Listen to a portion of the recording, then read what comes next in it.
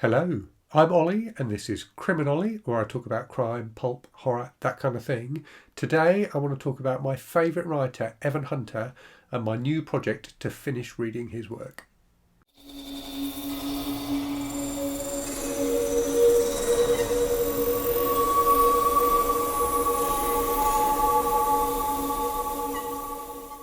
So you might ask yourself, if he's your favourite writer, Ollie, why haven't you read all of his books? The reason I haven't read all his books is that, by my count, he published 119 books, 119 works of fiction, that is. So he did publish some non-fiction as well. So there is a lot to get through there. I've been reading Evan Hunter's books since I was a teenager. So I remember chancing across one of the 87th Precinct mysteries, which he published under the name Ed McBain, in a charity shop when I was a teenager. I bought it, I took it home, I read it, and I immediately loved it. And I fell in love with that series in particular, but his work in general. I read a number of other, books in the 87th Precinct series in my teens and 20s, and also some of the books that he published under the name Evan Hunter. And there's something about his writing that just immediately spoke to me as a reader. And if I were to try and describe his style of writing, it's that kind of fairly simple, stripped down prose that was, typical in the mid-20th century, in American fiction in particular. So, simple prose, good, well-crafted plots, engaging characters. His characters are often very memorable, and he has a way of even when a character is only in the book for a few pages, of them being having a full persona, if you like. He quite often has incidental characters who just dominate a chapter because they're such fun to read. And that humour that he injects into those incidental characters is typical in his work generally. He has a kind of lightness of touch and a good humour that often comes across even when he's writing about horrible stuff.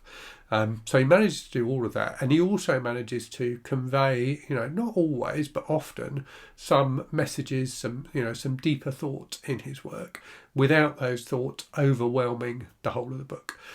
So sometimes when authors get preachy in books, it can just be too much. But Hunter managed to do it with a real lightness of touch that meant, you went away from his books often, even the kind of, fairly run-of-the-mill mystery type novels, the kind of dime store paperbacks, you would go away having a thought in your head that you didn't have before you read the book, but still having just enjoyed the book as an experience of storytelling. So I think he's truly a great writer, and it's a very great shame that he's not more recognised today. He was, very, very successful, through the 50s, 60s, 70s and 80s in particular. But he's not one of those authors that you see talked about a lot anymore. He is, he's not, for example, got a Library of America edition. The rights to many of his books, like the 87th Precinct books, I think are owned by Amazon now, so they've been republishing them. But a lot of his work is out of print, and I really do think that's a very great shame. So let me talk to you a bit about his biography then, and then I'll get into this project that I'm going to be embarking on to try and read all of his books that I haven't read already. So he was born in 1926 in New York to an Italian immigrant family. So his real name, his birth name, was Salvatore Lombino. He attended, and this becomes important, you'll see why. So he attended a high school called, let me consult my notes, called Evander Childs High School in New York. And then later, so he fought in the Second World War in the Navy. After returning home, he went to Hunter College. And thereafter worked as a literary editor, and worked with people like P.G. Wodehouse and Arthur C. Clarke, so some really big names, and fairly quickly tried his hand at writing himself. So he'd written a few short stories when he was away with the Navy during the war. He then tried that when he was back in the States, and managed to get published. So his first published work was a science fiction short story, and fairly quickly he started writing longer form stuff. So his first novel was published in 1952, and again that was like a science fiction novel, and he was advised, right from the start, that he should change his name. That Salvatore Lombino, with its kind of very Italian sound, was not a name that the American public would dash to buy books by. So he changed his name to Evan Hunter. That name being an amalgam of Evander from Evander Charles High School and Hunter College. So he mashed together his high school and his college name to come up with the name Evan Hunter. But he did throughout his career publish under a load of different pseudonyms and was most successful as Ed McBain, the author of the 87th Precinct series. But he did also write, some standalones as Ed McBain, and another series of books about a lawyer. So his first big hit as Evan Hunter came out in 1954, and that was The Blackboard Jungle, which was filmed very successfully soon after as Blackboard Jungle, and it's a great book. I've read and did a review of that book on the channel not that long ago. A classic story of the kind of teacher going into a rough high school and trying to get through to the kids, based in part on Hunter's own experiences of having worked briefly as in a high school in New York. So yeah, that was his first big hit, and from then on, he just wrote and wrote and wrote. So as I said, that came out in 54, I think. His first novel was published in 52. The first of the 87th Precinct books was published in 1956, and through like the 50s and 60s, he would regularly, and beyond as well, actually into the 80s, he would often be publishing 4 or 5 books under various pseudonyms within a given year.